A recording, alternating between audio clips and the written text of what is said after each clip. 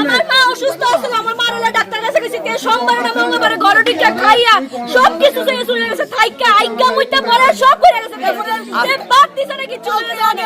কালকে থেকে 11টার সময় আমার স্কুল ব্যাগ সাথী সব লেগে গেছে, আমার জামা দেখছে স্ট্যান্ড ফ্যান কারেন্টের চুলা গ্যাসের চুলা কিছু সব লেগে গেছে।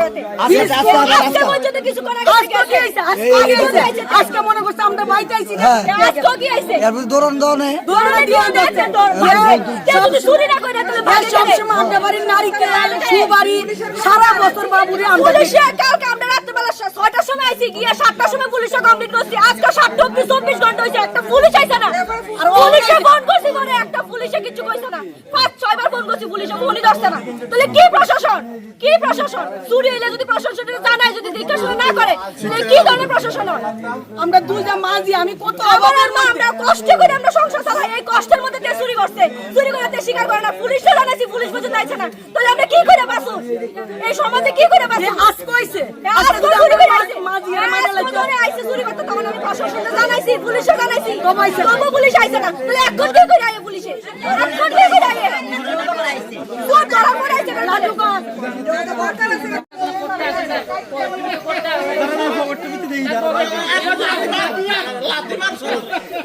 এটাতে ওই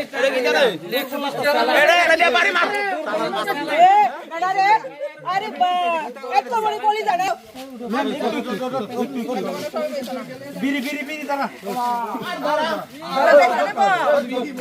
করছুনি ভিডিও করছুনি দি দেখ ইত্তেফা হয়ে গেছে এই রিবা গেছে ইনজেকশনটা দে না না সবাই দাবি যে এটা যাতে প্রশাসনের দৃষ্টিতে আয় এবং প্রশাসন যাতে এটার পদক্ষেপ নেয়, এটাই আমরা দাবি সবাই।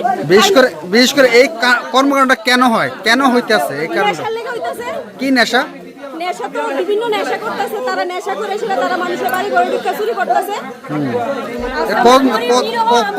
কতদিন যাবত আজকে 2-3 বছর যাবত হেয়ার লেগে কিচ্ছু রাখা যাইতেছে না, আরো আগে থেকে মানে এই কয়েকদিন আরো বেশি বাড়ছে, এই কয়েকদিন আরো বেশি বাড়ছে। তারা যা পাইতেছে জুতা ভিসা হইতে যা পাইতেছে সব নিতেছে।